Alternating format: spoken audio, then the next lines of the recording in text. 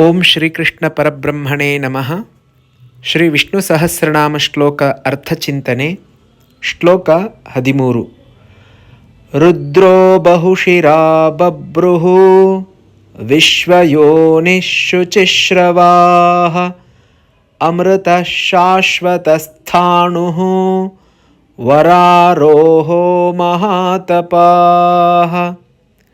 ಈ ಶ್ಲೋಕದಲ್ಲಿ ಬರುವಂತಹ ಮೊದಲನೆಯ ನಾಮ ರುದ್ರ ಅಂತ.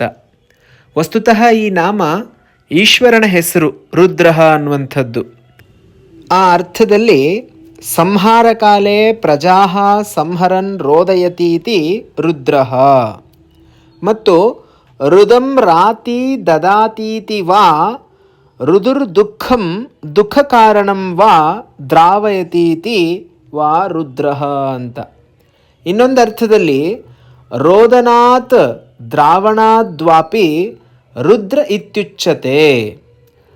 ರುರ್ದುಃಖಂ ದುಃಖಹೇತುಂ ವಾ ವಿದ್ರಾವಯತಿ ಸ ಪ್ರಭುಃ ರುದ್ರ ಇತ್ಯುಚ್ಯತೆ ತಸ್ಮಾತ್ ಶಿವಃ ಪರಮಕಾರಣಂ ಅಂತ ಶಿವಪುರಾಣದಲ್ಲಿ ಬರುವಂತಹ ಮಾತು. ಈಶ್ವರ ರುದ್ರ ರೂಪದಿಂದ ಜಗತ್ತನ್ನು ಸಂಹಾರ ಮಾಡುವಾಗ, ಈ ಜಗತ್ತೆಲ್ಲ ನಾಶವಾಗುವಾಗ ಜೀವಿಗಳ ದುಃಖವನ್ನು ನಾಶಗೊಳಿಸ್ತಾನೆ. ಹಾಗಾಗಿ ಅವನನ್ನು ರುದ್ರ ಅಂತ ಹೇಳ್ತಾರೆ. ನೋಡಿ, ನಮಗೆ ಅಕಸ್ಮಾತ್ ಯಾವುದಾದ್ರೂ ರೋಗ ತಗಲಿದ್ರೆ, ಕಾಲಿಗೇನೋ ಒಂದು ರೋಗ ಬಂದಿದೆ ಅಂತ ಇಟ್ಕೊಳ್ಳೋಣ, ಡಾಕ್ಟ್ರ್ ಹೇಳ್ತಾರೆ ನೀನು ಚೆನ್ನಾಗಿರಬೇಕು ಅಂತಂದರೆ ಈ ಕಾಲು ತೆಗಿಬೇಕು ಅಂತ. ಆಯಿತು ಅಂತ ಹೇಳ್ತೀವಿ. ಆಗ ಇನ್ನೂ ಅಧಿಕವಾದ ನೋವು ಹೆಚ್ಚಾಯಿತು ಅಂದರೆ ನಾನು ಸದ್ಯ ಈ ದೇಹ ಬಿಟ್ಟರೆ ಸಾಕಪ್ಪ ಚೆನ್ನಾಗಿರ್ತೀನಿ ಅಂತ ಕೆಲವು ಬಾರಿ ಮನಸ್ಸಿಗೆ ಬರುತ್ತೆ. ಹಾಗಾಗಿ ರುದ್ರದೇವರು ಏನು ಮಾಡ್ತಾರೆ ಅಂತ ಹೇಳಿದ್ರೆ, ಜಗತ್ತು ಪ್ರಳಯವಾಗುವಾಗ ಈ ದೇಹಗಳಿಂದ ಬಿಡಿಸಿ ನಮಗೆ ಶಾಂತಿಯನ್ನು ಕೊಡುತ್ತಾರೆ. ಹಾಗಾಗಿ ರುದ್ರದೇವನನ್ನು ನಾವು ಆರಾಧನೆ ಮಾಡುವಂಥದ್ದು. ಇಲ್ಲಿ ವಿಷ್ಣು ಭಗವಂತ ತತ್ತು ಸಮನ್ವಯಾತ್ ಅಂತ ಬ್ರಹ್ಮಸೂತ್ರ. ಎಲ್ಲವೂ ಕೂಡ ಅವನ ರೂಪವೇ ಆಗಿರುವುದರಿಂದ ರುದ್ರ ಅಂತಂದರೆ ಎಲ್ಲ ಪ್ರಜೆಗಳಿಗೂ ಕೂಡ ಆನಂದವನ್ನು ಉಂಟು ಮಾಡುವವನು ಅನ್ನುವಂಥ ಅರ್ಥದಲ್ಲಿ ಆ ಪರಮಾತ್ಮನ ಹೆಸರಿರುವಂಥದ್ದು. ಬಹುಶಿರಾಹ ಸಹಸ್ರಶೀರ್ಷಾ ಪುರುಷಃ ಅಂತ ಪುರುಷ ಸೂಕ್ತ ಹೇಳುತ್ತೆ. ಅಂದರೆ ಭಗವಂತ 1000 ತಲೆಗಳನ್ನು ಉಳ್ಳವನು ಅಂತ. 1000 ತಲೆಗಳು ಅಂತಂದರೆ ಸಾವಿರಾರು ತಲೆಗಳು ಅಂತ ಅರ್ಥ. ಎಲ್ಲ ಜೀವರಾಶಿಯಲ್ಲಿ ನಾನಿದ್ದೀನಿ ಅನ್ನುವಂಥದ್ದನ್ನು ಪರಮಾತ್ಮ ಸ್ಪಷ್ಟವಾಗಿ ಭಗವದ್ಗೀತೆಯಲ್ಲಿ ಹೇಳ್ತಾನೆ. ಹಾಗಾಗಿ ಪ್ರತಿಯೊಂದು ಜೀವರಾಶಿಯಲ್ಲಿ ಅವನು ಇರೋದ್ರಿಂದ ಆ ಪ್ರತಿಯೊಂದು ಜೀವರಾಶಿಗಳ ತಲೆಯೂ ಕೂಡ ಭಗವಂತನಿಂದೇ ತಾನೆ. ತಲೆಯ ಮಧ್ಯಭಾಗದಲ್ಲಿ ಬ್ರಹ್ಮರಂಧ್ರ ಅನ್ನುವಂಥದ್ದು, ಅಲ್ಲಿ ಭಗವಂತ ನೆಲೆ ನಿಂತಿದ್ದಾನೆ, ಹೃದಯ ಸ್ಥಾನದಲ್ಲಿ ನೆಲೆ ನಿಂತಿದ್ದಾನೆ ಅಂತೆಲ್ಲ ಯೋಗಶಾಸ್ತ್ರ ಹೇಳುತ್ತೆ. ಹಾಗಾಗಿ ಭಗವಂತ ಬಹುಶಿರಃ ಅಂತ ಕರೆಸ್ಕೊಳ್ತಾನೆ. ಬಹುಶಿರಾಹ ಅನೇಕ ಶಿರಸ್ಸುಗಳನ್ನು ಉಳ್ಳವನು. ಬಭ್ರುಹು ಅನ್ನುವಂತಹ ನಾಮ. ಬಭ್ರುಹು ಅಂತಂದರೆ ಎಲ್ಲ ಲೋಕಗಳನ್ನು ಪಾಲಿಸುವವನು, ಎಲ್ಲ ಲೋಕಗಳನ್ನು ಹೊತ್ತುಕೊಂಡು ನಿಂತಿರುವವನು, ಅರ್ಥಾತ್ ಅವುಗಳನ್ನು ಪಾಲನೆ ಮಾಡುವವನು ಅಂತ ಅರ್ಥ.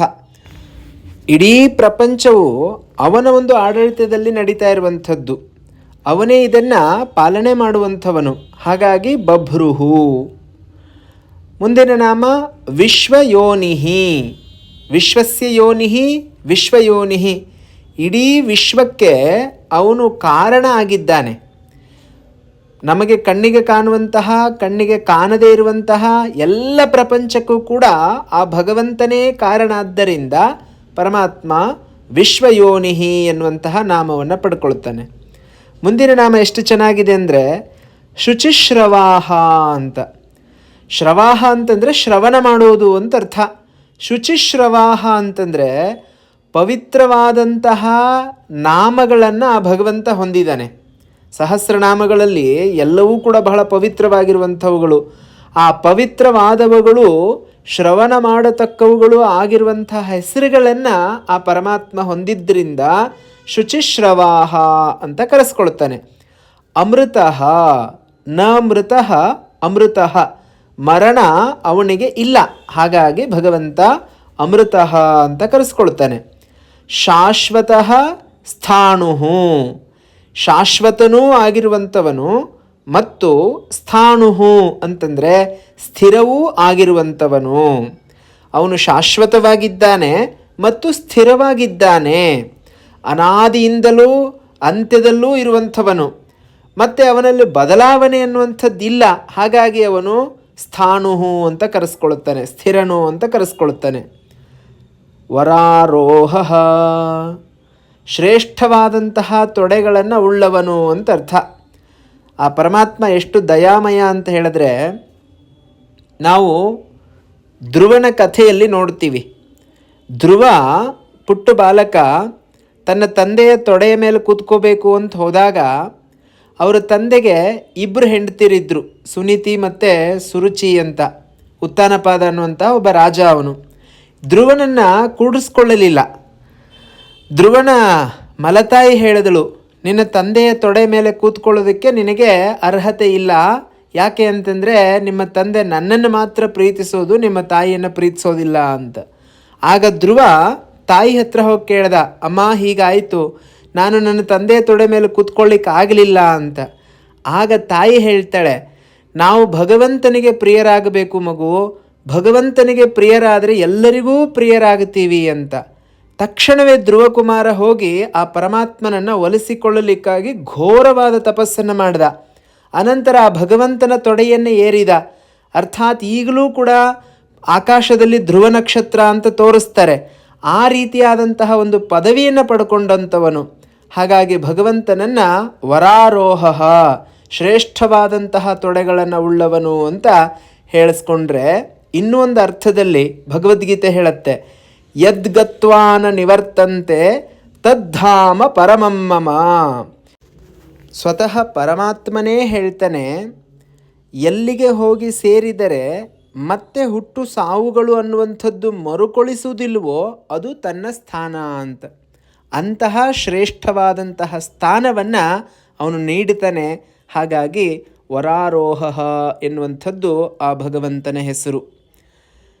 ಕೊನೆಯ ನಾಮ ಈ ಶ್ಲೋಕದಲ್ಲಿ ಮಹಾತಪಾಹ, ಮಹತ್ತರವಾದಂತಹ ತಪಸ್ಸನ್ನು ಉಳ್ಳವನು ಅಂದರೆ ಜ್ಞಾನ. ಮಹತ್ತರವಾದಂತಹ ಜ್ಞಾನ ಆ ಪರಮಾತ್ಮ ಹೊಂದಿದ್ದಾನೆ. ಅದು ಭಗವಂತನ ಐಶ್ವರ್ಯ ರೂಪವಾದಂತಹ ಅಥವಾ ಪ್ರತಾಪ ರೂಪವಾದಂತಹ ತಪಸ್ಸು, ಅದು ಮಹತ್ತಾದದ್ದು. ಆದ್ದರಿಂದ ಭಗವಂತನಿಗೆ ಮಹಾತಪ ಅಂತ ಹೆಸರು.